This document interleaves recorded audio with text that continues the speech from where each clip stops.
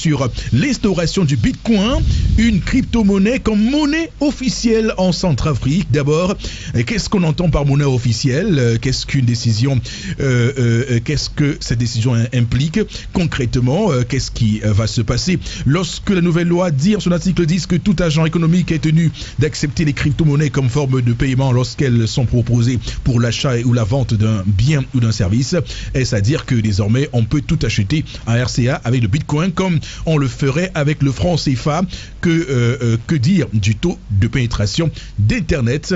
Nous en parlons ce matin avec nos invités. D'abord, monsieur l'invité spécial ce matin, monsieur Serge Ghislain Diori. Il est le ministre de la Communication et des médias de la RCA. Il est porte-parole du gouvernement de la République centrafricaine. Bonjour monsieur le ministre. Bonjour monsieur le ministre Serge Ghislain Diori. Bonjour. Voilà. Bonjour, vous m'entendez? Nous vous entendons, monsieur le ministre, et nous vous demandons, nous vous suggérons d'enlever le mot de haut-parleur sur votre téléphone pour qu'on vous ait 5 sur 5. Voilà, monsieur le ministre. Ok, là c'est bon, vous m'entendez mieux? C'est super, 5 sur 5, monsieur le ministre.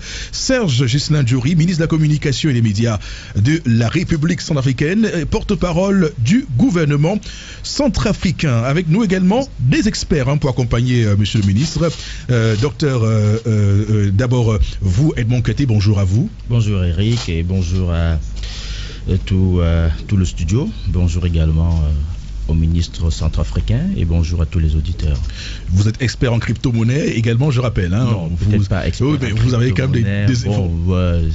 Disons que l'expertise en crypto-monnaie, c'est un peu très tôt de le dire. C'est vrai qu'il y en a qui ont une expertise avérée, ceux qui, disons qu'au quotidien, se déploient dans ce secteur-là, mais disons qu'on a une connaissance qui nous permet de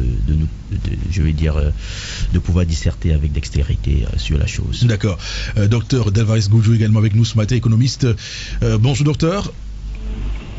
Bonjour Eric, bonjour à mon ami Edmond, bonjour ministre de la Communication de RCA et merci de m'avoir invité sur cette thématique.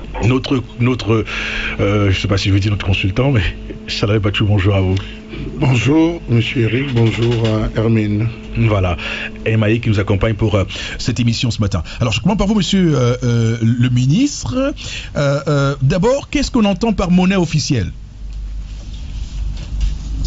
Bon, je vous remercie infiniment, Radio Equinox, de m'avoir tendu le micro aujourd'hui afin d'éclairer la lanterne sur la décision qui a été prise d'abord par le Parlement centrafricain, qui sera légiférée, sinon déjà légiférée par le chef de l'État. Bon, on entend par monnaie officielle Allô, vous m'entendez? On vous entend, monsieur le ministre. On entend par monnaie officielle tout moyen d'échange ou de paiement légalement reconnu par un État. Et cela doit se passer par un texte réglementaire ou bien un grand texte. Et heureusement pour la République centrafricaine, c'est une loi qui vient de couvrir cette monnaie qui sera dorénavant reconnue officiellement en République centrafricaine, au même titre pour l'instant que le franc CFA. Alors, qu'est-ce que ça implique, une telle décision, monsieur le ministre Serge Ghislain Diori? Vous savez, depuis longtemps, il faudrait bien expliquer les choses au reste du monde. Oui. La République centrafricaine, malgré sa richesse, a été toujours considérée comme un pays pauvre. Contrairement à ce terme, je tiens à rappeler que la République centrafricaine n'est pas un pays pauvre, mais c'est un pays qui a été appauvri. Si vous arrivez à faire la différence, le pays a été appauvri malgré sa richesse. Alors, nous avons été toujours bloqués. Vous savez que le pays, il y a un plafond qui a été fixé par les institutions financières dans le monde. Vous ne pouvez pas faire un certain nombre de virements, dépasser un certain montant plutôt. Et vous ne pouvez pas, s'il y a une volonté d'un partenaire financier ou technique qui venait à aider le pays ou à investir dans le pays, on ne peut pas vous autoriser. Alors, qu'est-ce qu'il faut faire? Il faut laisser le peuple continuer à souffrir. Ou bien il faut trouver un mécanisme qui permettrait de commun accord avec le partenaire financier de pouvoir investir dans le pays ou bien de pouvoir financer les grands projets dans le pays. C'est en cela que nous avons mûrement réfléchi pour dire mais aujourd'hui nous sommes à l'ère de mondialisation, nous sommes à l'ère numérique. Alors qu'est-ce qu'il faut faire? Il faut trouver un mécanisme pour permettre à la République centrafricaine de sortir de l'ornière et d'offrir une bouffée d'oxygène à sa population, parce que qui de nous qui est un homme politique, un dirigeant de d'un pays et qui veut continuer à voir souffrir son peuple. Alors, nous sommes tous les intellectuels, hein, les choses ont changé. Aujourd'hui, il ne faudrait pas considérer le continent comme auparavant où on venait prendre les gens en esclavage. Non, avant, nous n'avons pas cette connaissance qu'aujourd'hui, la génération actuelle a.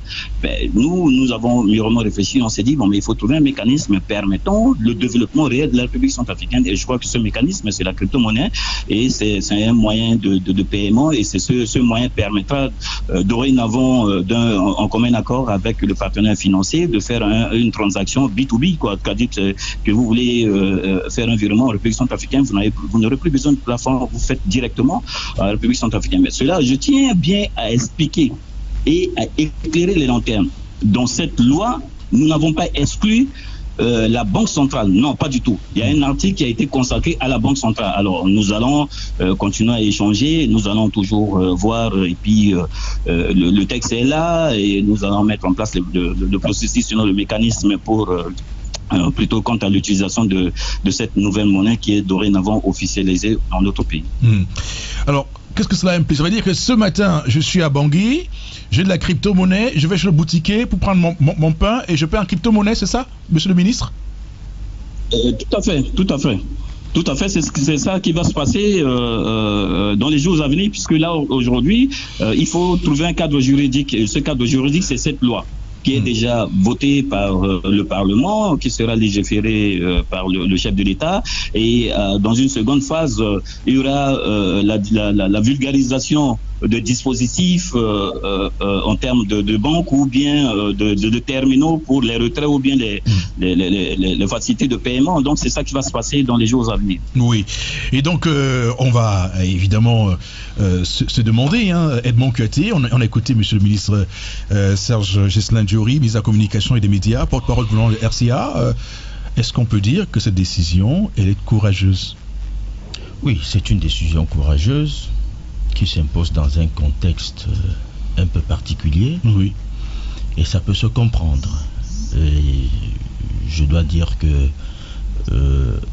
il n'y avait pas mieux, n'est-ce pas, à faire en République centrafricaine au jour d'aujourd'hui. Il faut expliquer un peu le contexte pour qu'on comprenne très bien pourquoi une telle décision. Et j'ai dit qu'il n'y avait pas mieux. C'est vrai que le ministre a essayé un peu d'expliquer, bon, il n'est pas rentré dans le détail, je crois que c'est un peu comme ça, les politiques, vous savez, ils prennent les choses un peu toujours de manière... globale. Ouais, globale. Oui. Mais il faut très bien dire que depuis un certain temps, il y a une relation difficile, n'est-ce pas, entre la République centrafricaine et la France. Et vous savez que qui dit France, par excellence, parle de la monnaie franc CFA. Oui. Et donc, je crois que depuis un certain temps également, la France a trouvé qu'elle pouvait utiliser, n'est-ce pas, l'outil monétaire pour un peu faire plier, pour obliger, n'est-ce pas, pour mettre la Centrafrique au pas. Et donc, ça devenait très difficile pour la Centrafrique, n'est-ce pas, de pouvoir, je veux dire, implémenter un certain nombre de transactions au niveau international, en utilisant bien sûr la monnaie du CFA. Vous savez que c'est la France qui assure la convertibilité, n'est-ce pas, du franc CFA. Et donc, la France a également la possibilité de bloquer un certain nombre de transactions à l'international. Ça veut dire que si vous avez même un bailleur de fonds, et ça c'est valable pour tous les pays. Ah d'accord. Oui, si vous avez même un bailleur de fonds qui veut vous donner de l'argent et que la France n'est pas d'accord, elle bloque, oui. Parce qu'en fait, il faut comprendre qu'il y a une loi de transitivité. Si vous avez un bailleur de fonds qui veut vous donner de l'argent, ne croyez pas qu'il reste chez lui et il fait un transfert directement ici à la BEAC. Non. Parce que la BEAC, c'est par abus de langage que la BEAC est une banque centrale. La BEAC, c'est une succursale du Trésor français. Et donc, lorsque vous avez un bailleur de fonds ou un investisseur qui veut atterrir chez vous, ces fonds doivent d'abord transiter par le Trésor français, c'est-à-dire dans le compte des opérations. Et c'est à partir de là que maintenant, il y a un certain nombre de calculs qui sont faits, notamment la partie qui doit rester, n'est-ce pas, au Trésor français pour assurer, n'est-ce pas, la garantie de convertibilité de votre monnaie, de votre argent, et ensuite maintenant la quotité qui doit être utilisée localement. Et en ce moment, la France retient ça et met donc des coupures de CFA ici à la BEAC, et c'est ça qu'on met à votre disposition. Mais, sauf que maintenant, avec le Bitcoin... c'est une relation directe. Alors, pour qu'on se comprenne bien, c'est quoi le Bitcoin? Le Bitcoin, c'est un actif numérique. Oui. C'est une monnaie numérique. D'accord. Il faut bien le comprendre. Oui. Mais sauf que le Bitcoin a beaucoup évolué et même a acquis, n'est-ce pas, le statut de ETF. Le ETF, c'est en anglais. C'est un acronyme en anglais qui veut dire Exchange Traded Fund. En fait, c'est un fonds indiciel qui est coté en bourse, tout simplement. Donc, au jour d'aujourd'hui, les Bitcoins... Les crypto-monnaies. Pas toutes les crypto-monnaies. C'est une crypto-monnaie. Parmi tant d'autres. Oui. Les plus importants, il y a le Bitcoin, il y a l'Ethereum. Là, je parle spécialement de ceux qui ont acquis, se sont appréciés, qui ont pris un statut vraiment important et qui sont cotés en bourse. Il y a le Bitcoin, il y a l'Ethereum. Bon, la Centrafrique, il y a un autre, il y a d'autres encore. Mais la Centrafrique a choisi le Bitcoin. Oui. Et donc, au jour d'aujourd'hui, la France n'a pas d'obligation, n'a plus un droit de regard, forcément. Ça pourra se faire lors, par exemple, parce que vous avez bien entendu, le ministre a dit, et je l'ai regardé dans la loi qui a été promulguée, il y a une responsabilité, justement, qui reste rattachée à la BEAC, la Banque centrale, à la BEAC. Oui. Parce que, in fine, il faut savoir qu'il y a désormais comme une espèce de monnaie binaire en Centrafrique, c'est-à-dire qu'il y a deux monnaies officielles aujourd'hui. Il y a le Bitcoin et il y a le franc CFA. Puisqu'on peut aller à la boutique et acheter son bout de pain. Tout à fait. Avec une transaction crypto-monnaie. Avec une transaction crypto-monnaie. Oui. C'est possible désormais. Et je crois que dans les jours à venir, ils vont prendre des dispositions pour qu'il y ait des gaps pour pouvoir... pour fournir des appareils à tout le monde. Oui. Non, ou même un téléphone. Oui, et même avec un téléphone, tout simplement, vous pouvez... faire un transfert d'argent. Oui, parce qu'en fait, la technologie de blockchain va se déployer en Centrafrique. La technologie de blockchain va se déplacer. Vous aurez des mineurs en Centrafrique. Vous aurez un ensemble de dispositifs qui vont permettre, n'est-ce pas, l'émission et la gestion de cette monnaie-là. Ok. Alors, monsieur le ministre, on va également vous relancer.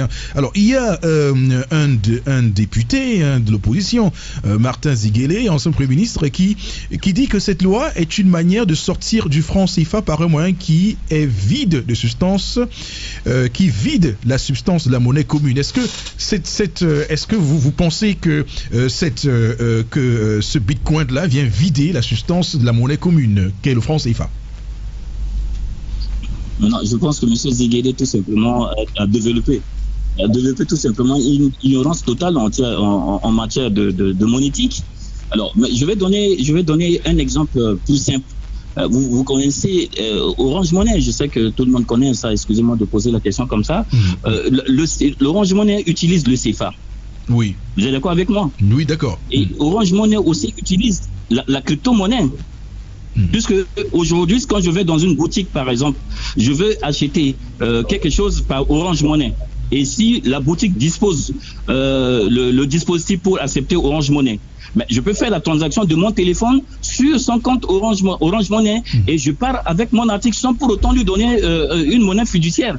Est-ce que vous voyez à peu près la démarche? Donc, ça, voilà. Donc, l'argument avancé par M. Ziguélé n'est pas fondé. Je pense que c'est une ignorance. Il faudrait qu'il reprenne encore les codes de la monnaie pour pouvoir comprendre ce que c'est que la monnaie. La monnaie peut être utilisée de façon fiduciaire, c'est-à-dire en physique, ou ça peut être utilisé de façon, comment dirais-je, cryptée, c'est-à-dire ils vont faire une transaction. Et je vais encore donner une démonstration. Aujourd'hui, j'ai de l'argent sur mon compte.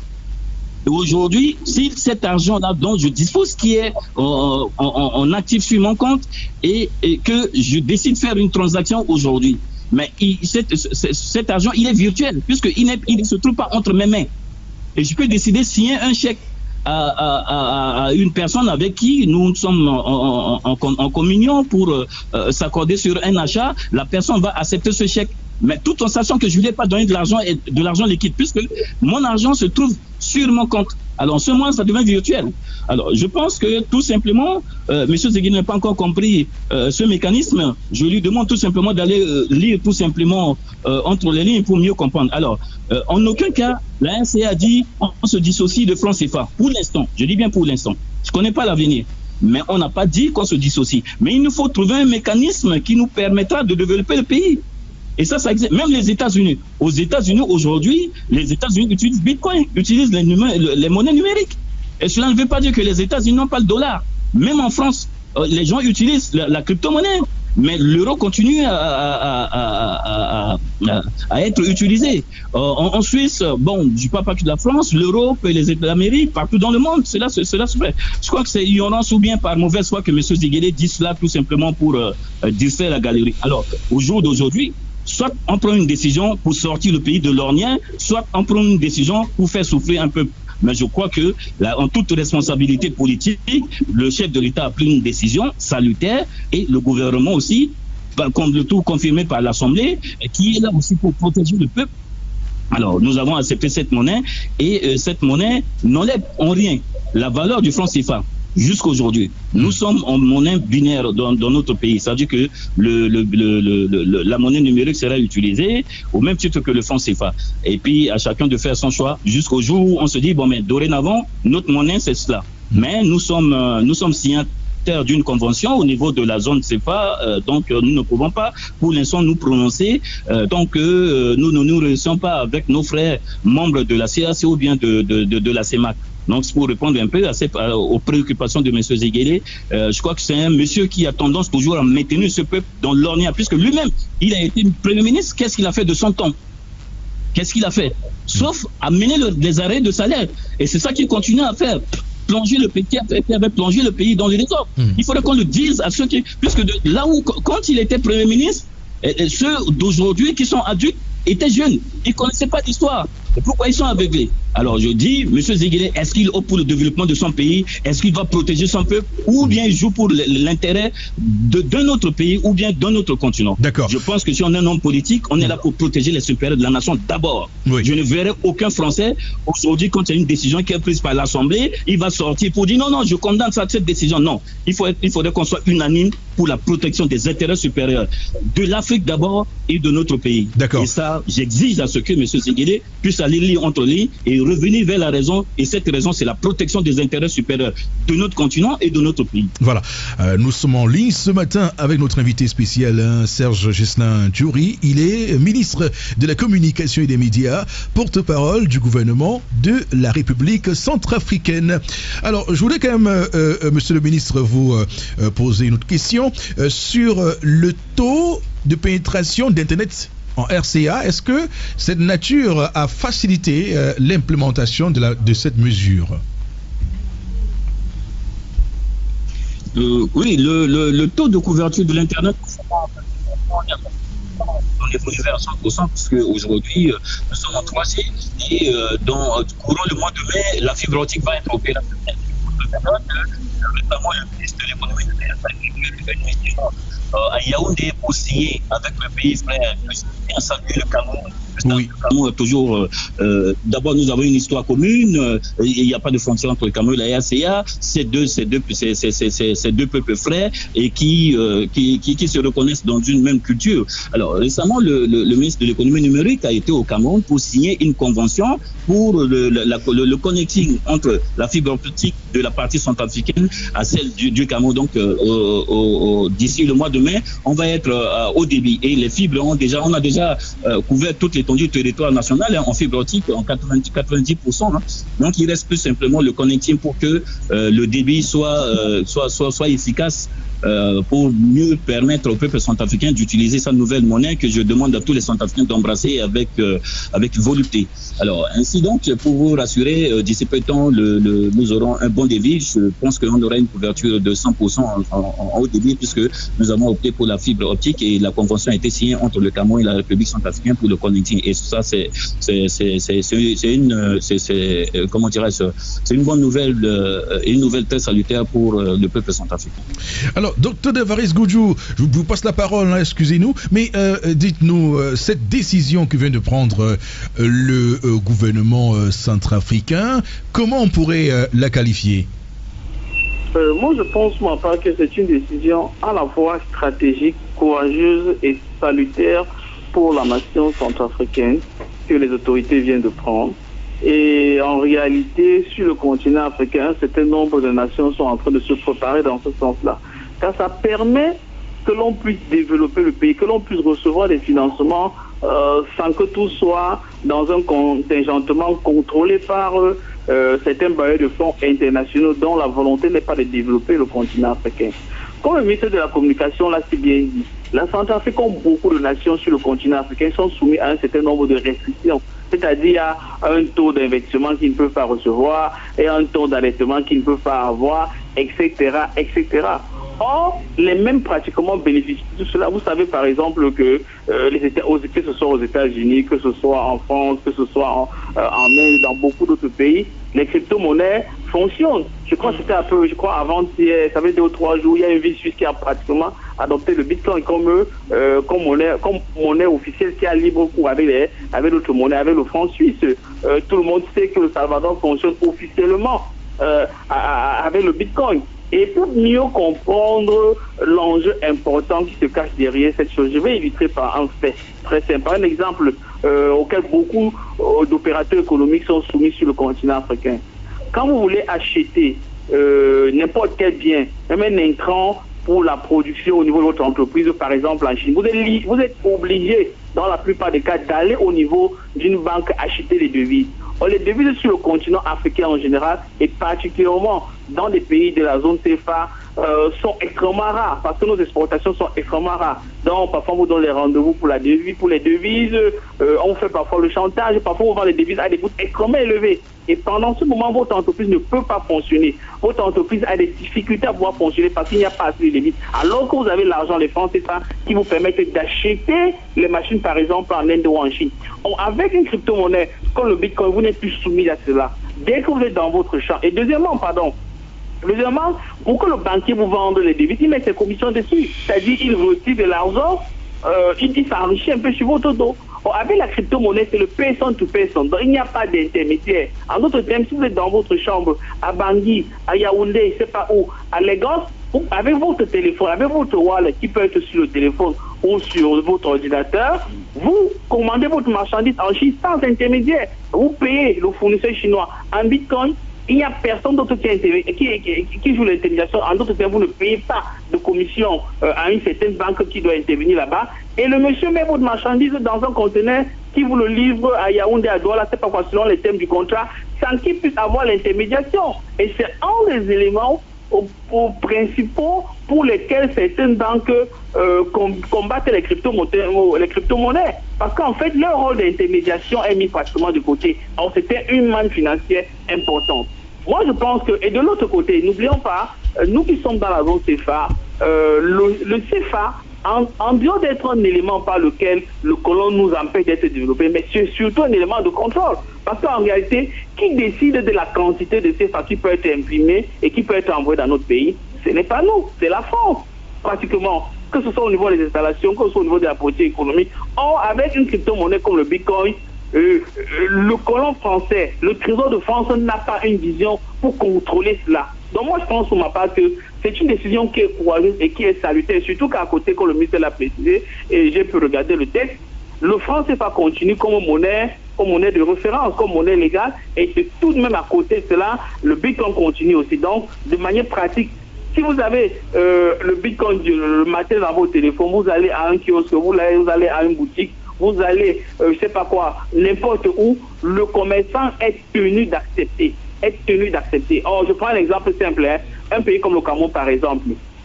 Il y a de plus en plus de boutiques qui acceptent le Bitcoin. Mais le vendeur n'est pas obligé d'accepter le Bitcoin. Mais en Centrafrique, la loi oblige maintenant que le vendeur est obligé d'accepter le Bitcoin. Et la loi peut même aller au-delà de ça. Parce qu'il faut bien remarquer, il y a un aspect qui est intéressant quand j'ai lu un des articles de ce texte de loi du président Touadéra. C'est qu'en fait, les traders qui vont effectuer les opérations de trading doivent payer l'impôt dessus. Ça, c'est très important. N'oublions pas que les traders, pour la plupart, se font des bénéfices extrêmement importants à l'étranger. Et c'est une manne financière pour les États qui refusent de légiférer. C'est une manne financière importante au niveau du fisc qui les échappe. Or, s'ils essayent d'encadrer ça comme la Centrafrique a fait, de dire que, ok, vous faites des bénéfices importants, maintenant l'État a besoin d'un tout petit peu une très petite partie de votre bénéfice pour participer à développer les infrastructures sociales et autres, je pense que c'est une partie importante. Donc, pour ma part, c'est une décision qui est salutaire, et d'autres nations, je crois que j'ai les informations qu'il y a au moins 2 pays en Afrique de l'Ouest qui sont dans la même lancée. Ce serait important, car comme on le dit, on n'arrête pas le vent avec les mains. C'est une nouvelle technologie, c'est parfois difficile d'accepter au début, mais nous devons nous y adapter. D'accord, on va marquer une courte pause avec notre invité spécial ce matin, le ministre Serge Ghislain Djouri de la communication et des médias, porte-parole du gouvernement de la République centrafricaine. Notre invité spécial accompagné donc 2 experts, Dr Davaris Goudjou, économiste, et Edmond Keté, lui également économiste, pour continuer à comprendre les enjeux de cette décision de la Centrafrique qui décide ainsi de faire du Bitcoin, cette crypto-monnaie, une monnaie officielle en Centrafrique.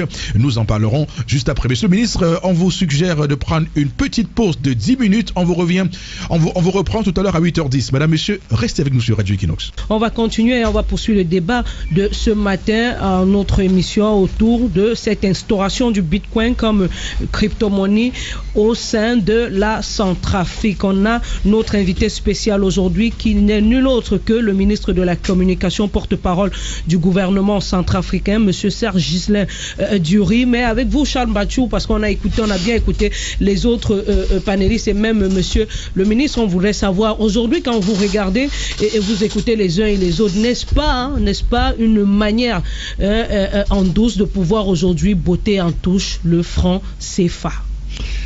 Oui, ça peut paraître une stratégie bien pensée, bien développée par, on va le dire, la République centrafricaine, sauf que l'expression Bitcoin, parler de Bitcoin, fait réfléchir plus d'un. Parler de Bitcoin, véritablement, fait peur. Et je crois qu'il y a eu plusieurs affaires au Cameroun qui nous ont amenés à avoir des réserves sur cette affaire sur la crypto-monnaie. Bitcoin, sur la crypto-monnaie. On a eu la FEMIDA, on a eu Africa Life, on a eu Mekit Invest, on a eu dernièrement encore l'IEP Limal. Donc, parler aujourd'hui, c'est pousser un peu les Camerounais à se dire, est-ce que la République centrafricaine a véritablement peser les pour et les contre avant de se lancer dans cette aventure? Oui, elle a choisi de se lancer. Quels sont les barons qui se cachent, ou les porteurs de ce projet qui se cachent derrière et dont on n'a pas encore fait véritablement allusion? On se rappelle que c'est pas aujourd'hui qu'on proposait à la Centrafrique. Il y a eu plusieurs fois, n'est-ce pas, sur la toile, on a pu le voir sur les réseaux sociaux, des tentatives d'organisation, de rassemblement des Centrafricains où on voulait faire venir les artistes pour vanter la question de la crypto-monnaie. Ça a trouvé des blocages. Est-ce qu'ils ont suffisamment pensé? Je l'espère véritablement, quand on sait que véritablement le Bitcoin en lui-même n'est déjà pas compris par les Africains. Je ne sais pas si après avoir adopté, ils prendront un temps nécessaire pour pouvoir véritablement expliquer aux Centrafricains la valeur. Oui, pris sur le coup comme ça, avec pensant à les monnaies numériques comme Orange Monnaie, excusez-moi, je ne sais pas moi, sans publicité, c'est facile à comprendre. Mais dans la réalité, il faut dire que c'est tout un autre réseau qu'il faut développer, un réseau de minage qu'il faut développer. Ont-ils pensé à l'appellation de leur monnaie? Parce que le Bitcoin, chacun peut créer son Bitcoin, donner le nom qu'il veut et faire fonctionner. Est-ce qu'ils y ont pensé? Quand ils pensaient aussi de la volatilité du cours, il faut dire du Bitcoin, parce que le Bitcoin, ça varie véritablement. Du jour au lendemain, le Bitcoin varie. À un moment, vous pouvez vous retrouver avec le Bitcoin qui vaut $1. Littéralement. Parfois, ça atteint, comme on a eu le cas en 2021 où ça atteint les 40 000, il faut le préciser comme ça, $. Donc, il faut se poser la question, est-ce que véritablement ils ont pensé à ces différentes variations? Quels sont les mécanismes qui seront mis en place pour pouvoir stabiliser est-ce qu'elle ne sera utilisée que pour les transactions financières, comme je vais vis-à-vis des bailleurs de fonds? Mais si on décide de l'utiliser dans le pays, le jour que ça sera en dessous des 1, qu'est-ce qu'on fait? On balance au franc CFA. Dans tous les cas, cette option peut être bonne, mais dans tous les cas, elle repose véritablement un ensemble de questions sur de questions. L'autre problème qu'il faudrait véritablement aussi aborder, c'est l'absence de réglementation. La crypto-monnaie, à l'instance internationale, il y a un souci encore de réglementation, absence d'informations suffisamment détaillées. Les gens découvrent la crypto-monnaie véritablement. Les risques de fraude et d'escroquerie sont énormes. Ça, il faut le préciser. Vous ne pouvez pas imaginer comment est-ce que les gens font. Et on sait qu'aujourd'hui, en voulant implémenter, il y aura des failles. Est-ce que ces failles ne vont pas être utilisées? Et il faut donc dire que là, il y a encore un travail à faire. Il y a un véritable travail. J'ai comme l'impression, et ça c'est questionnable, comme le pensent certains experts, est-ce que véritablement la Centrafrique ne s'est pas vite lancée? D'accord. Alors, monsieur le ministre, voilà, ce sont des réserves que marque Charles Membachou dans ce studio ce matin. Qu'est-ce que vous avez à répondre sur notamment la question de la volatilité du cours de la crypto-monnaie qui varie régulièrement. Voilà. Qu'est-ce que vous en pensez, monsieur le ministre? Je comprends les préoccupations de je comprends ses préoccupations, je comprends ses inquiétudes.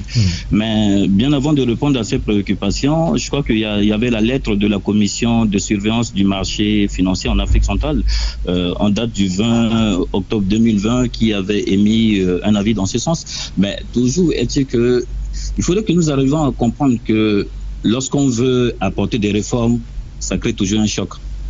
Ça, c'est sûr. Et il faut comprendre que la RCA est dotée des cadres, des intellectuels, des experts.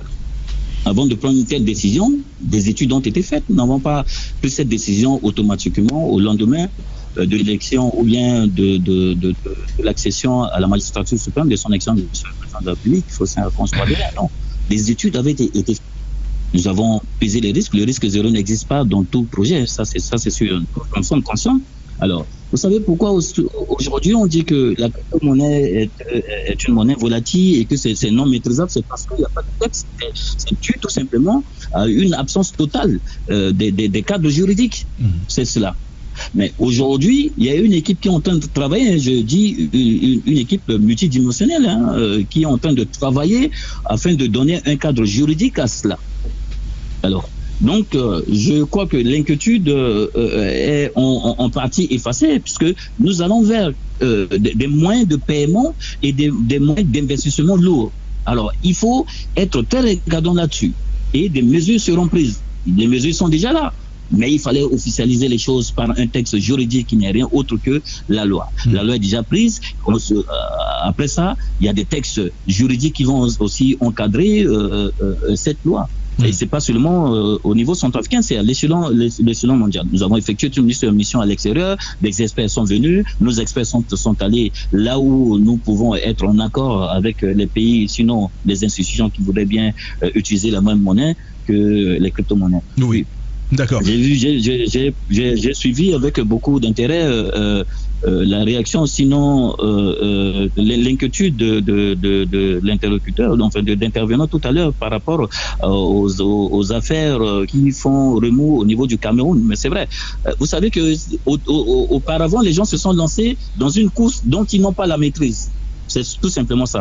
Aujourd'hui, nous sommes en train de réglementer cette crypto-monnaie et après cette réglementation, tout va être contrôlé. Alors, aujourd'hui, en parlant du franc CFA, je tiens à éclairer la lanterne que la RCA ne s'est pas encore prononcée pour sortir du franc CFA. Non, c'est une monnaie fiduciaire qui est là, qui nous permet d'échanger. Ça, on ne s'est pas prononcé là-dessus. Mais la RCA trouve des voies et moyens tout simplement pour sortir de cet aspect, de ce type de pauvreté qu'on lui attribue toujours, alors que les pays centrafricains étaient approuvés tout simplement.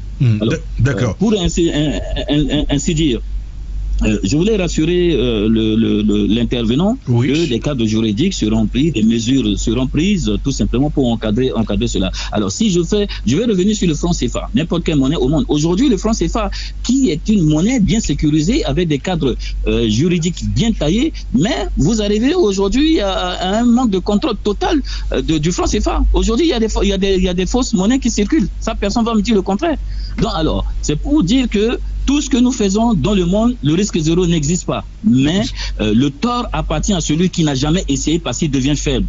La raison reviendra à celui qui a essayé parce qu'il est fort. Même s'il a essayé, il connaît un échec, mais il est fort parce qu'il a essayé. Donc il faut quitter de la virtualité vers le concret. Et la RCA veut aller vers le concret, et ce concret, c'est le développement réel. C'est donner l'avantage et, les moyens qu'il faut aux investisseurs, à ceux qui ont les moyens pour pouvoir investir dans le monde. Et la RCA s'ouvre, comme l'a dit le chef de l'État dans son discours inaugural pour son second quinquennat, que la RCA s'ouvre maintenant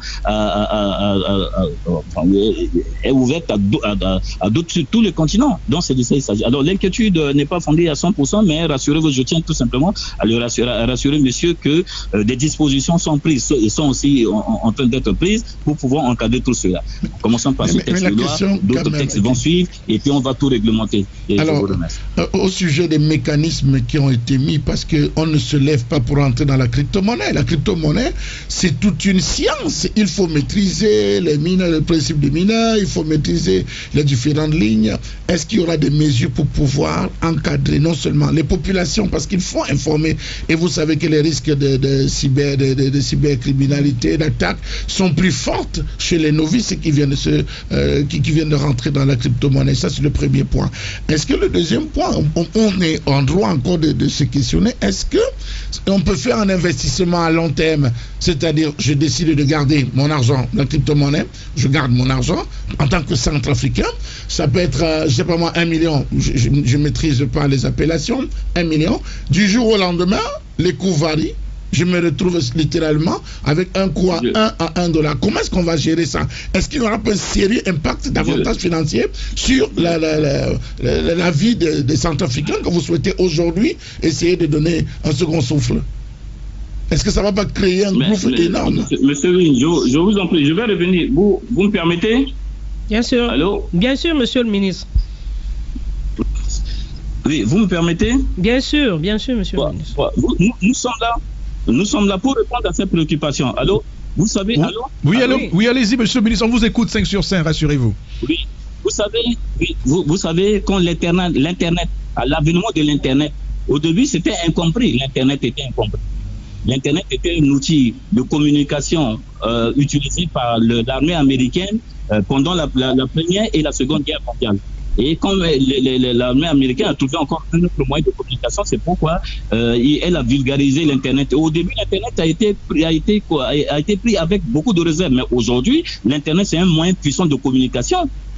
Et c'était mal compris au début. C'est vrai que je n'ai pas dit qu'avec l'Internet aujourd'hui, il se passe beaucoup de choses. Mais l'Internet nous a permis aujourd'hui de réduire le délai d'acheminement de courrier, d'acheminement de communication, et ainsi de suite. Mais c'était incompris. Et on a encadré la population mondiale pour pouvoir comprendre et avoir la maîtrise de l'Internet. Alors, nous sommes un État. Comme nous endossons la responsabilité. Aujourd'hui, la loi est passée. Une seconde phase, c'est une phase de sensibilisation pour préparer la population à utiliser cette loi.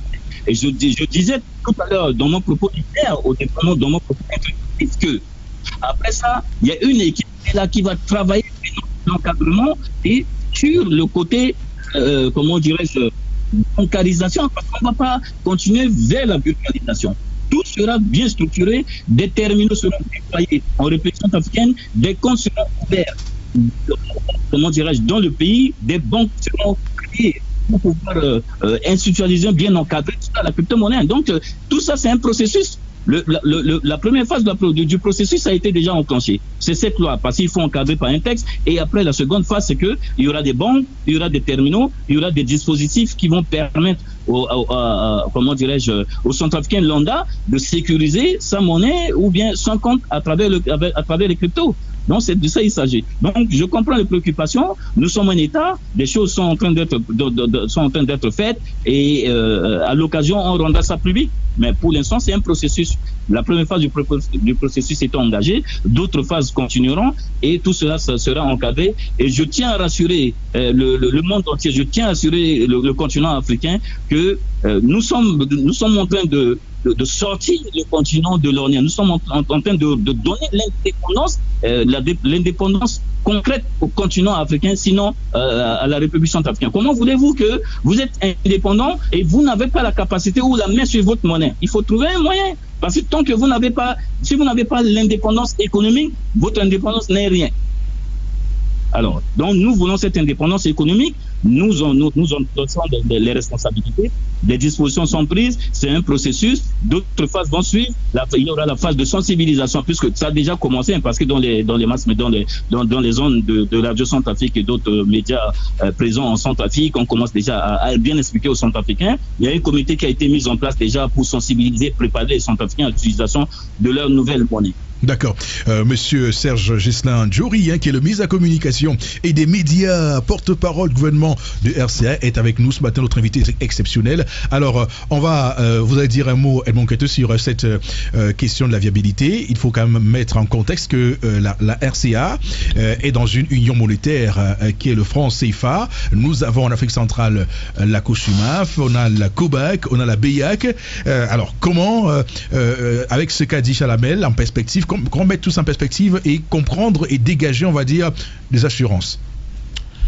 Bon, disons que vous posez là un problème tout simplement juridico-légal, n'est-ce pas, de la nouvelle décision prise par les autorités centrafricaines. C'est-à-dire que on est dans une copropriété, parce que la CEMAC c'est une copropriété et donc il y a un certain nombre de textes, n'est-ce pas, qui réglementent un certain nombre de, je vais dire, d'activités, notamment l'activité monétaire en zone CEMAC, puisque nous avons le franc CFA en copropriété, nous avons la BEAC qui est supposée être la banque centrale, même si je mets ça entre griffes, en copropriété, et l'ensemble des institutions réglementaires qui régulent justement toutes les transactions monétaires doivent également sont également des copropriétés et donc les décisions sont prises collégialement. Alors la question qui se pose, les autorités centrafricaines, et ça c'est peut-être au ministre de nous répondre, est-ce que les autorités centrafricaines ont pris le soin, n'est-ce pas, de consulter les autres membres, notamment les 5 autres membres? Est-ce que les autorités centrafricaines ont reçu l'onction de la COJUMAF, qui est la commission, n'est-ce pas, de supervision des marchés financiers, qui a un mot à dire en tout ce qui concerne, n'est-ce pas, les transactions monétaires dans cette zone-là? Ça, c'est au ministre de nous dire. Est-ce que, n'est-ce pas, la BEAC, la COBAC, qui doit normalement donner quitus à l'agence qui a été créée, notamment l'agence de régulation qui a été créée pour les besoins de la cause, n'est-ce pas, en Centrafrique. Je crois que c'est l'ANT quelque chose. C'est l'ANT. Ils ont appelé ça ANT, agence. Laissez-moi vous donner le nom exact de cette agence, Agence nationale de régulation de transactions électroniques, l'ANTE. Oui. Alors, est-ce que cette agence a été créée souverainement, ce que la Centrafrique a le droit de faire, ou alors c'est une agence qui a reçu l'onction notamment de la... Quoi, un agrément? En principe, je vous ai dit tout ce qui concerne... Lorsque vous êtes en copropriété, comme disait l'autre, vous pouvez ripolliner les façades, mais vous n'avez pas le droit de décider de la restructuration unilatéralement. C'est ça qu'on appelle la copropriété. C'est-à-dire qu'en tout ce qui concerne les transactions monétaires, les autres ont un mot à dire là-dedans. C'est pour ça que je demande quelles sont les démarches qui ont été observées en Centrafrique. Moi, je ne connais pas. Quelles sont les démarches qui ont été observées? Est-ce que cela s'est fait en concertation et avec l'implication de tous ces organismes que je viens de citer, notamment la COJUMAF, la COBAC et la BEAC? Mais est-ce que la Centrafrique, en s'avançant, ne va pas forcer la main aux autres? Est-ce que lorsqu'on veut avoir un souci d'indépendance pour développer son pays, est-ce que c'est pas un exemple qui va être suivi par les autres si ça marche? En temps normal, je vous ai dit que je trouve très courageuse et même salutaire également la décision centrafricaine. Oui. Maintenant, je suis au niveau des contraintes juridico-légales, tout simplement. Est-ce qu'ils ont pris le soin ou alors ils se sont dit, parce que vous avez vu dans la loi que ils n'ont pas écarté la BEAC, ils ont maintenu, n'est-ce pas, les prérogatives de la BEAC en ce qui concerne, n'est-ce pas, l'échange et autres. Bon, mais est-ce que en y allant, ça a été est-ce qu'il y a eu une concertation préalable avec l'ensemble de ces institutions? Ou alors ils ont dit nous y allons, advienne que pourra, vous acceptez, vous n'acceptez pas, nous allons mais est-ce que dans les 6 États membres de la CEMAC, est-ce qu'il est interdit d'avoir une monnaie binaire? Alors là, je ne sais pas ce que prévoit effectivement la charte de la CEMAC en la matière. Est-ce qu'il a été laissé la possibilité à un État d'avoir une monnaie binaire? Sinon, dans quel cadre légal? Sinon, comment ça doit se gérer avec les autres États membres? Est-ce que c'est possible que moi, Camerounais, je quitte ici, j'arrive en Centrafrique, j'échange ou alors j'utilise la monnaie binaire nationale, vice versa. Je ne sais pas trop ce qui a été prévu. J'avoue que je n'ai pas lu tous les textes en vigueur, n'est-ce pas, qui réglementent d'accord, à mon côté. Toutes ces transactions-là. Permettez-moi, je vous en prie, de demander à Davaris Goudjou justement ce qu'il pense de ce cadre légal, si vous me permettez, Edmond. Tout à fait. Voilà. Davaris Goudjou, docteur, est-ce que quel est votre mot, que pensez-vous de ces inquiétudes autour du cadre légal de cette décision d'instauration du Bitcoin comme monnaie officielle en RCA? Oui, premièrement, Eric, il faut comprendre les craintes des uns et des autres sont tout à fait légitimes. Parce que étant un nouveau produit, je peux faire appeler ainsi, cela peut susciter un certain nombre de craintes. Et justement, on a quand même, comme c'est nouveau, il y a des erreurs qui peuvent être commises par certains opérateurs dans le secteur, et cela nourrit encore un peu plus les craintes, dont les craintes sont tout à fait légitimes. Et notons quand même que comme les choses sont légitimes, les choses ne viennent pas ex nihilo. Ça veut dire que ça ne vient pas de rien. Tous les textes réglementaires que nous avons au Cameroun et dans le monde, ça a commencé à partir de quelque chose. C'est quand la chose existe, quand on est confronté à un certain nombre de difficultés, là on commence à légiférer dessus. Justement, quelqu'un a soulevé tout à l'heure l'aspect d'Internet. Vous vous rappelez par exemple, Internet est arrivé dans le monde, au Cameroun, les réseaux sociaux, il y a eu beaucoup d'insultes. Et là, avec le temps, on a pu créer ce qu'on appelle la cybersécurité. Et on a commencé à légiférer sur le comportement sur les réseaux sociaux. Mais avant, il n'y en avait pas cela. Pourquoi? Parce que moi, on s'est rendu compte qu'il y avait des dérives. Donc moi, je pense que les gens ont des craintes qui sont légitimes, mais on travaille là-dessus. Et justement, dans le secteur, la COPAC travaille beaucoup sur la COPAC que sur la BEAC, travaille pour les questions monétaires, les questions monétaires qui sont beaucoup plus judiciaires, peut-être électroniques. Mais là, nous sommes dans un secteur qui concerne nous sommes dans un secteur qui a une monnaie qui est virtuelle. Et dans cet aspect-là, je me rappelle bien, la COJUMAP, je me rappelle une fois, on travaillait avec les gens de la COJUMAP. La COJUMAP a recommandé à des États de la sous-région de légiférer dessus. En d'autres termes, jusqu'à présent, c'est-à-dire au Cameroun, à l'heure où nous parlons, les gens utilisent le Bitcoin, comme au Tchad, comme en Côte d'Ivoire, comme dans beaucoup de pays. Mais est-ce qu'on a légiféré dessus? Parce que quand vous ne légiférez pas dessus, ça va dans tous les sens. C'est-à-dire chacun fait sans savoir exactement le texte de loi qui régit la chose. Moi, je pense que l'État centrafricain a lancé un pavé dans la main en commençant à légiférer dessus. Et je pense que le texte qui a été promulgué dans Touadéra devait être une base de travail. Est-ce que ça peut aider d'autres États à légiférer dessus? Ce serait une bonne chose.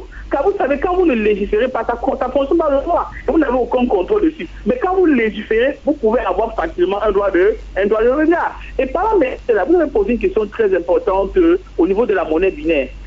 Les textes de la CEMAC, les textes de la BEAC, les textes de la COPAC n'interdisent pas d'avoir une monnaie binaire. D'ailleurs, au Cameroun, on a une monnaie binaire qui a été créée il y a de cela quelques mois seulement dans un village à l'ouest du Cameroun qu'on appelle Bameka. J'ai oublié le nom de la monnaie binaire.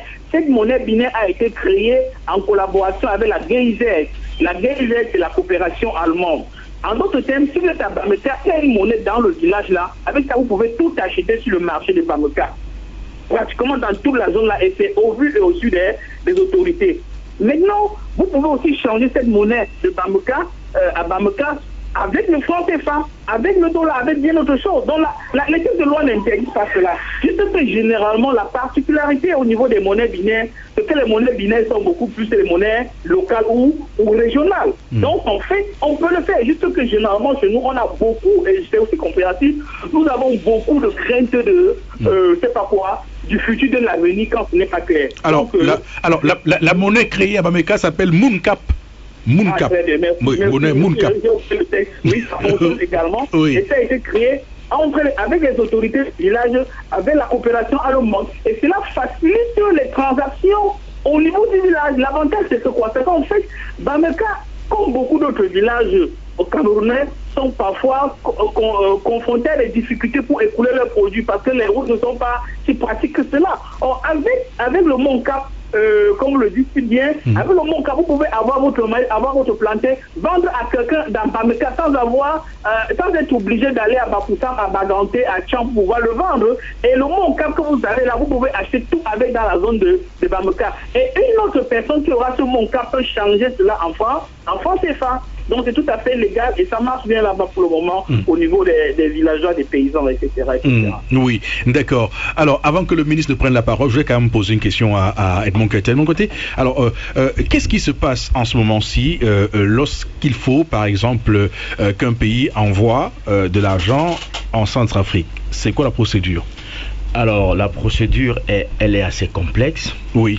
Supposons que vous allez négocier, je vais dire, un investissement ou un crédit, je ne sais pas, dans un pays X. Ça peut être en Inde, ça peut être, je ne sais pas, dans n'importe quel pays du monde, ou alors auprès d'un bailleur de fonds. Non, prenons la Russie, parce que beaucoup ont évoqué le cas de la Russie, parce que vous savez que la Russie, avec la guerre en Ukraine, il y a eu beaucoup d'éléments. Tout à fait. Et vous savez que la Centrafrique, aujourd'hui, est l'un des pays qui est aujourd'hui par la communauté internationale visé par les critiques liées à la présence russe sur son sol. Voilà. Et justement, je voulais vous faire un lien au bout de l'analyse pour vous, c'est-à-dire avec la Russie. Supposons qu'aujourd'hui, la Russie veuille faire un investissement en Centrafrique. La Russie ne va pas envoyer des roubles en Centrafrique. La Russie n'a pas... Le rouble qui est la monnaie? Qui est la monnaie russe. Russe, voilà. La Russie ne bat pas une monnaie qui s'appelle CFA.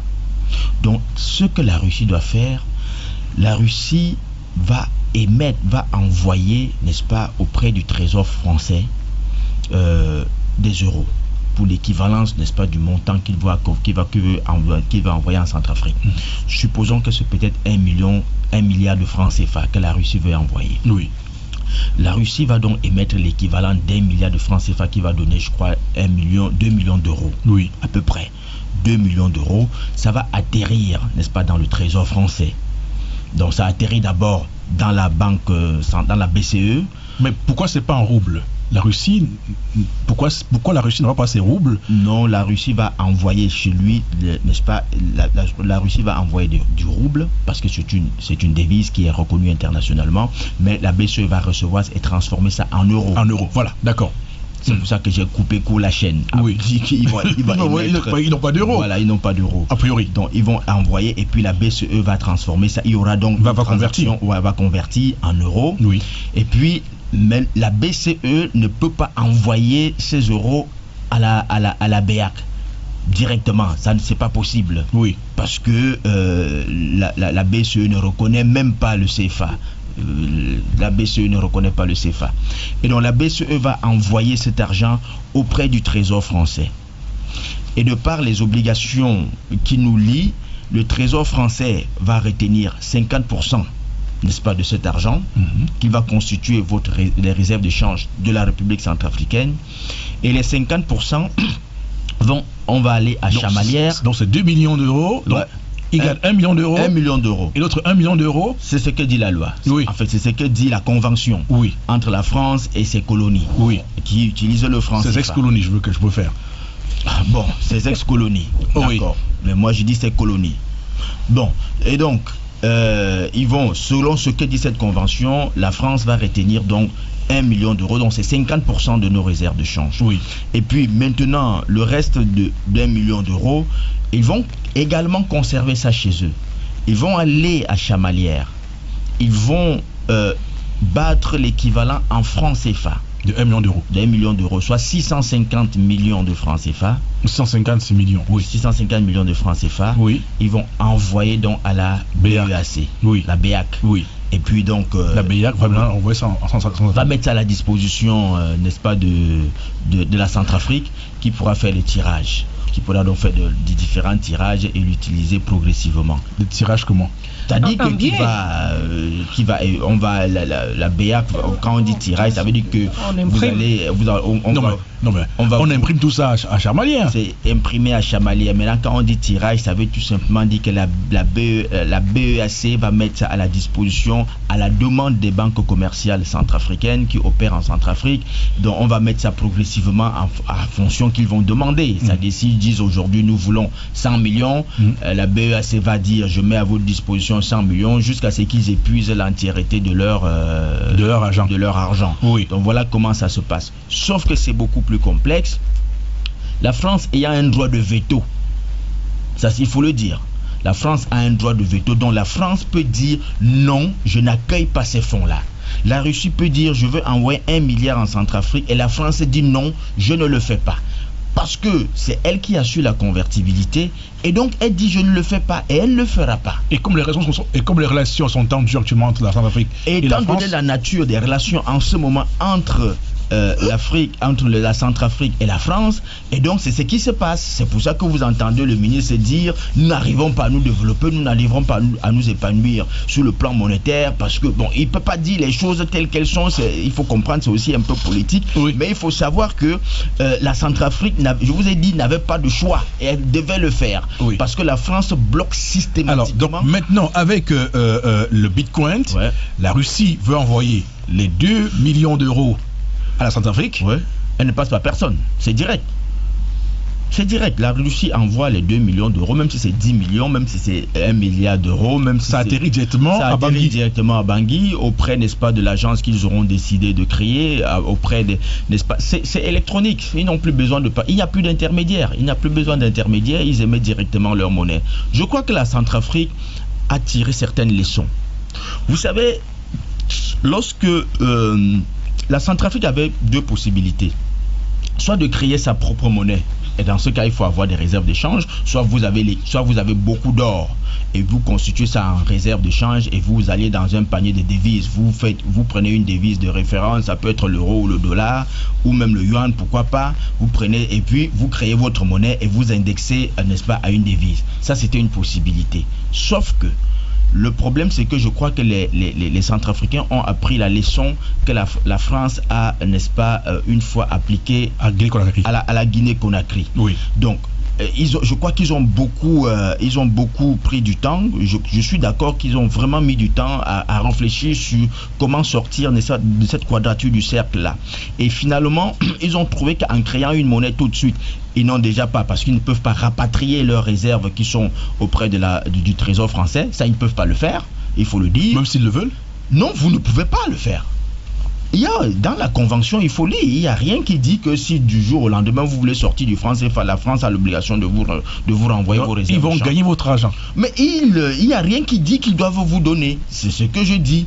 Donc, il n'y a rien qui dit que vous pouvez aller à tout moment, vous pouvez signer un chèque pour dire renvoyez-nous nos réserves d'échange concentrées dans votre dans le compte des opérations. Il n'y a rien qui le dit. Alors, soit la Centrafrique, n'est-ce pas, avait des réserves d'or par exemple, et décide donc de créer une nouvelle monnaie, ce qui devait être, ma foi, très compliqué, avec les risques, n'est-ce pas, de pollution de cette monnaie avec de la fausse monnaie. On le sait très bien, parce que sécuriser une monnaie, c'est aussi, n'est-ce pas, quelque chose de très très compliqué. On a vu le cas avec, n'est-ce pas, le franc guinéen, avec ses Coutouré, lorsqu'il a dit non à De Gaulle a décidé, n'est-ce pas, de polluer la monnaie guinéenne, oui, avec des faux billets.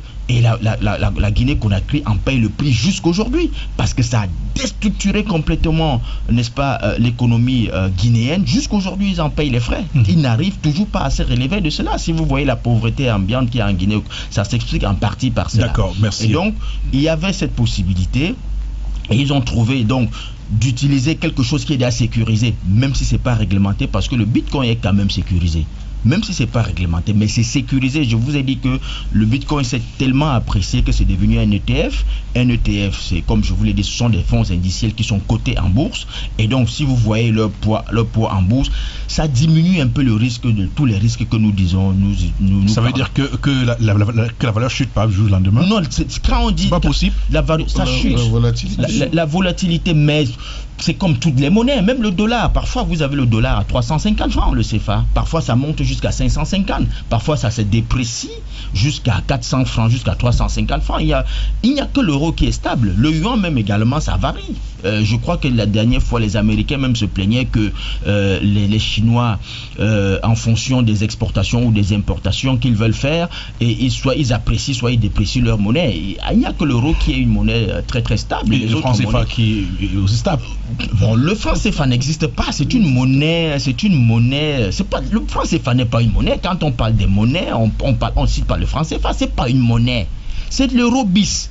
Quand vous appelez ça monnaie, moi c'est pas une monnaie. Ça vous donne des anticorps. Oui, ça me donne des ulcères. Des ulcères. C'est pas une monnaie. D'accord. Alors, monsieur le ministre, je rappelle, vous êtes avec nous en ligne ce matin, invité exceptionnel, monsieur le ministre centrafricain de la communication et des médias, porte-parole du gouvernement, monsieur Serge Ghislain Adjoré. Alors, mais quels sont les impacts que vous escomptez, que les avantages que cette décision pourrait vous apporter à court et à moyen terme? Qu'est-ce que vous espérez? Je vous remercie infiniment pour cette question. Je pense que c'est la question principale. Oui. Mais bien avant tout, je voulais répondre à l'avant-dernier intervenant. Je voulais répondre à cette préoccupation. Je voulais dire ceci. Nous partons tout simplement sur le principe de souveraineté de l'État. La République centrafricaine est un État souverain, indépendant depuis le 13 août 1960, mais qui peine à se développer. Alors, sur le principe de souveraineté, nous avons le droit et l'obligation de protéger la population centrafricaine. Et nous avons le droit et le devoir de faire développer le pays. Alors, sur ce principe, nous devons trouver toutes les voies et moyens pour pouvoir mettre à l'aise ce peuple si on voit qu'un système qui est là, qui contraint le développement de notre pays. Donc, je crois que en ces termes, je réponds aux préoccupations de l'intervenant qui se posait la question sur est-ce que nous avons contacté les institutions de la CEMAC, est-ce que nous avons eu l'onction, est-ce que nous avons ce droit de créer cette agence nationale de régulation des transactions. Nous sommes un État souverain, nous avons le droit de faire tout ça. Et aucun texte nous empêche de sortir de la CEMAC ou de ne plus utiliser le franc CFA. Mais pour l'instant, nous n'en sommes pas là, puisque nous sommes bien à l'aise dans la CEMAC, et puis le franc CFA est toujours là. Nous n'avons pas aucunement dit à un seul moment que nous ne voulons plus utiliser le franc CFA. Ceci étant, nous allons utiliser, puisque c'est la voix de la population, puisque c'est une loi, et ça a été voté par l'Assemblée, nous allons utiliser la monnaie numérique comme solution au sous-développement de notre pays, sinon de notre continent. Alors, pour répondre à vos préoccupations, alors, quels sont les avantages à court terme, à moyen et à long terme? Les avantages à court terme, c'est que la loi est déjà passée. Lorsque les dispositions seront mises en place, nous allons avoir les transactions, les virements de la part des partenaires financiers B2B. C'est-à-dire que, comme je crois que vous avez si bien expliqué, sinon le docteur Évariste a bien expliqué, aujourd'hui, à partir d'aujourd'hui, à partir du 21 avril, lorsque la loi a été passée, donc n'importe quel pays qui s'intéresse à la République centrafricaine ou bien à l'une des richesses de la République centrafricaine peut investir directement B2B et faire un virement sans pour avoir la contrainte de certaines institutions ou bien de certains continents ou bien de certains pays par rapport à ces intentions d'investir dans le pays. Donc je pense que ça c'est salutaire pour le développement de la République centrafricaine. Et deuxièmement, c'est l'aspect fondamental que je vois dans tout ça, c'est la sécurisation et la sécurité de l'usager. Alors, vous savez que je peux pas voiler cela. Chez nous, il y a un phénomène, en Afrique particulièrement, il y a un phénomène qu'on appelle coupeurs de route. Ça, on ne va pas rentrer dans les détails, mais les coupeurs de route, lorsqu'ils écument, qu'est-ce qu'ils prennent? Leur objectif, c'est pas vos articles, vous pouvez avoir les télés, vous pouvez avoir des objets de valeur, mais eux, c'est l'argent fiduciaire, c'est-à-dire l'argent physique qu'ils veulent s'en procurer plutôt pour pouvoir, évoluer. Alors, mais avec la nouvelle stratégie que la RCA a développée, c'est que personne ne va se balader avec l'argent numérique, comment dirais-je, physique sur elle. Donc ça crée un climat de sécurité dans le pays. Déjà, c'est comme ça qu'on voit ça. Alors, aujourd'hui, quand vous allez vous déplacer, vous pouvez vous déplacer tranquillement, vous voulez faire votre achat, vous allez faire avec la monnaie numérique, personne ne va vous agresser, puisque les agresseurs dorénavant, ils vont aller chercher du boulot. Puisque maintenant, c'est fini, il n'y a plus personne qui se balade avec la monnaie fiduciaire ou bien la monnaie physique. Alors, le troisième point, c'est la vision politique de notre pays. Nous avons beaucoup de projets pour le développement de notre pays, sauf que nous avons été contraints, à tort ou à raison, mais nous avons été contraints parce qu'on ne peut pas mettre en valeur ces projets. Vous arrivez aujourd'hui dans la capitale, nous n'avons pas de route, nous n'avons pas d'infrastructure, nous n'avons pas de voies de liaison avec l'intérieur du pays, alors que la volonté politique est là. Il y a un plan de développement qui est là. Et nous avons beaucoup de partenaires qui étaient venus ici pour investir. Mais ils sont repartis, ils ne reviennent plus parce qu'il y a une contrainte qui est là, malgré leur bonne foi, leur bonne volonté. Alors, avec cette monnaie, je pense que dès que les structures seront mises en place, je pense que dans un bref délai, les partenaires financiers qui étaient venus ici nous contacter pour financer certains projets, ou bien les richesses de la République centrafricaine vont maintenant permettre à la République centrafricaine de mettre en exergue les projets qui sont déjà validés par l'Assemblée, par le Conseil de ministres. Alors voici l'avantage que nous offrons et nous allons offrir au continent.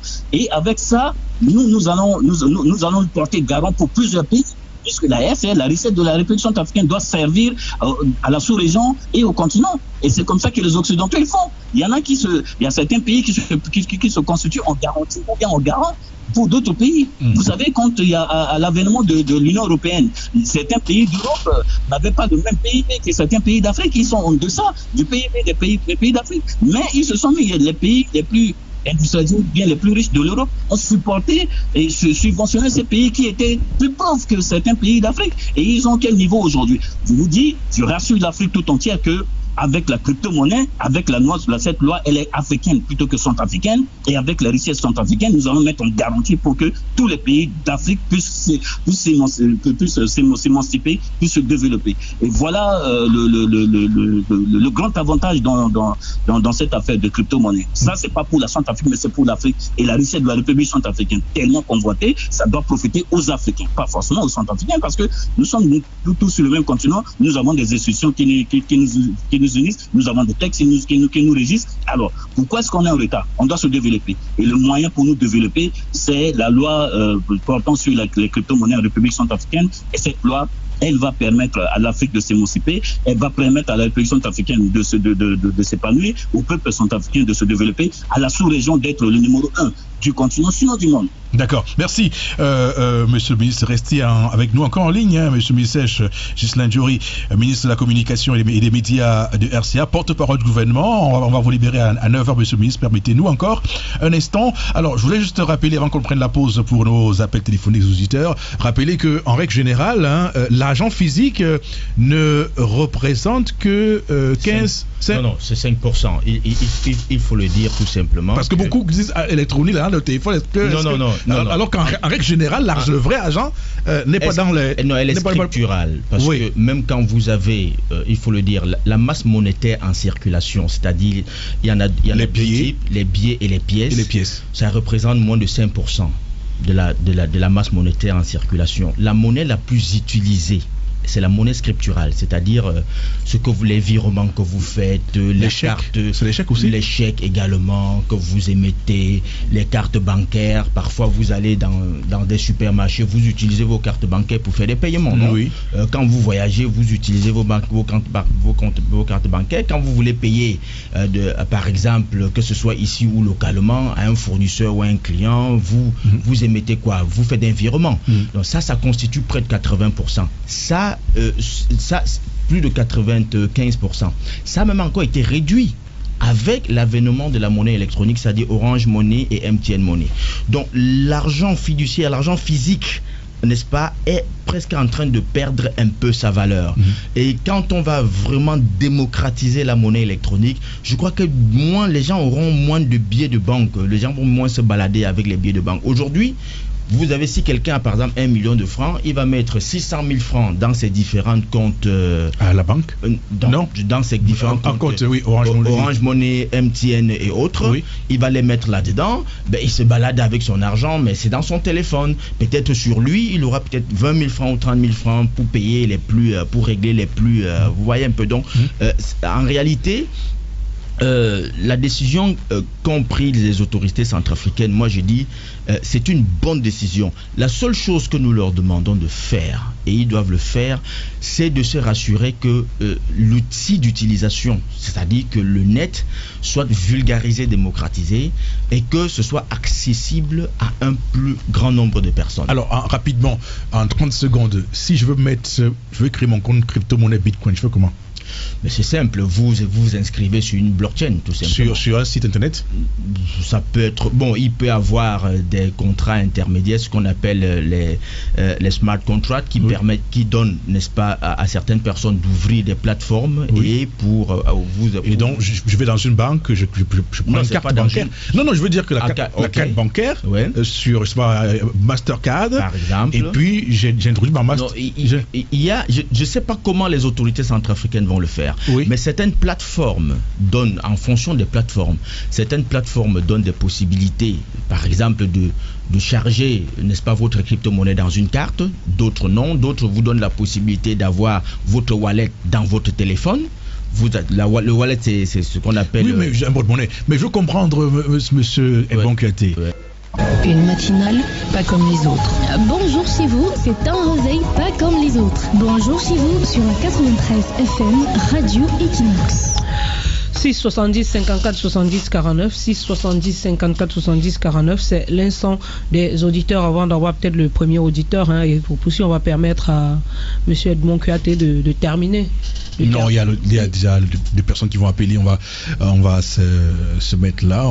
Donc, en tout cas, pour ceux qui veulent avoir les informations, je pense que sur Google, vous pouvez, sur Google, vous pouvez voir toutes les tutos abondantes. Oui, sur comment transformer son argent en crypto-monnaie. D'accord. Auditeur en ligne, allô? Allô? Oui, monsieur, comment on vous appelle? Bonjour. Oui, my name is Evaristus. I live in Bonaberry. All right, we are listening to you. Bon, moi, sur mes recherches, je sais que la crypto-monnaie, comme Bitcoin, utilise une façon de consensuelle pour que les transactions doivent être validées par les tiers, c'est-à-dire personne par personne et consort. Mais je sais que pour faire une transaction validée par Bitcoin, par exemple, ça prendrait beaucoup d'électricité. Et pour faire miner un Bitcoin transaction, ça prend 10 minutes. Je ne sais pas si la Centrafrique a autant d'énergie et d'électricité pour faciliter les transactions par Bitcoin. Parce que ça prend autant d'énergie et d'électricité pour valider, pour miner le Bitcoin transaction. Et en plus, il y a les bitcoins sont les transactions qui sont anonymes. Je ne sais pas si la Centrafrique a autant de possibilités de faire identifier les utilisateurs des transactions qui vont se passer par bitcoin. Parce que c'est celui qui a créé le Bitcoin, qu'on ne sait même pas à ce jour, il s'appelle Satoshi Nakamoto. Son identité n'est pas dévoilée. La plupart des transactions par Bitcoin, les utilisateurs utilisent les chiffres qui a cette façon de consensuel qu'on appelle le proof of work. C'est une façon de faire les calculations par computer et console. Ça prend beaucoup d'énergie. Est-ce que la Centrafrique a autant d'énergie pour sacrifier aux transactions de Bitcoin? D'accord. C'est ma question. Ok. Monsieur le ministre, votre réponse, je vous en prie. Oui, je vais répondre à cela. Je tiens à vous présenter toutes mes excuses puisque nous avons une séance de travail avec Monsieur le Premier ministre. Là, le temps. Oui, on finit dans 2 petites minutes. Je vais répondre à sa préoccupation. Mais je pense que l'inquiétude n'est pas fondée puisque aujourd'hui lui-même, quand il parle, est-ce que son téléphone est directement relié à une source d'électricité? Non. Aujourd'hui, il y a une autonomie. on recharge son téléphone, on fait sa transaction, même l'ordinateur portable est rechargé par une source d'énergie et on a sa connexion, on travaille en toute mobilité. Donc la question de source d'énergie n'est pas une question fondamentale par rapport à ce que nous sommes en train de faire. Et aujourd'hui, sauf que je pense qu'il n'est pas dans le pays. Aujourd'hui, nous avons une grande politique et en phase de réalisation d'électrification de toute la République centrafricaine. Les nouveaux générateurs sont arrivés au niveau de Boali. Nous avons des champs solaires dans les 20 préfectures actuellement qui sont en chantier. D'autres sont en phase de finition. Alors, je vous avais bien dit que nous avons pris des mesures avant de prendre cette décision. C'est pas une décision qui a été prise automatiquement. Merci, monsieur le ministre. Non, je vais lui répondre. Je vous en prie. Oui, allez-y. Je vais répondre à sa préoccupation. Ouais, je vais répondre à sa préoccupation principalement à un niveau plus simple pour qu'il arrive à me comprendre. Alors, la transaction, elle est numérique, elle est virtuelle. Moi, si je dis aujourd'hui, je vais virer 1 million, je suis en Chine, je dis je vais virer 1 milliard en République centrafricaine. C'est virtuel. Si l'argent arrive, ça arrive. Si l'argent n'arrive pas, qui gagne, qui perd. Mais c'est celui-là qui dit qu'il a envoyé son argent, qui n'est pas arrivé. Si ce n'est pas arrivé, nous n'avons pas vu les traces. Ce n'est pas la peine de lui donner les matières premières ou bien de lui donner le produit. Alors, je pense que tout ça a été réfléchi avant de prendre cette décision. Et cette décision, nous ne l'avons pas prise du jour au lendemain. Nous avons fait des analyses, des années avant de prendre cette décision. Et les dispositions sont déjà prises. Il n'y a aucune inquiétude à ce niveau. La seule inquiétude, c'est que le développement de la République centrafricaine va être vraiment une vitesse TGV. Donc, du coup, c'est ça qui nous effraie un peu parce qu'il faut suivre la vitesse de ce développement. D'accord. Serge Ghislain Jory, ministre de la Communication et des Médias de Centrafrique, porte-parole du gouvernement de la République centrafricaine. Merci à vous, monsieur le ministre, d'avoir parlé sur Radio Equinox ce matin. Voilà. Je vous en prie, c'est moi qui vous remercie. Je remercie toute l'équipe de Radio Equinox. Je remercie tous les intervenants. Je bénis le peuple du Cameroun qui a toujours volé au secours de la République centrafricaine, qui continue toujours à le faire. Et la relation entre la République du Cameroun ne date pas d'aujourd'hui. On continue, ça continue. Quand un Centrafricain arrive au Cameroun, il se sent plus à l'aise qu'en Centrafrique. Vice-versa, quand un Camerounais en Centrafrique se sent plus centrafricain que Camerounais. Et c'est ça l'exemple de relation africaine. Et c'est ce que je demande à tous les peuples d'Afrique de faire. Il faudrait qu'on laisse libre circulation en Afrique. Il faudrait que nous mobilisons nos moyens pour développer ce continent. Il faudrait que nous prenions le devant du développement et que l'Afrique soit une Afrique forte et puissante. Merci. Je vous remercie. Merci, monsieur le ministre. Merci, Edmond Kouyaté. Merci à Davaris Goudjou. Madame, monsieur, rendez-vous demain à 6h. Bonjour chez vous, information et divertissement entre 6h et 9h.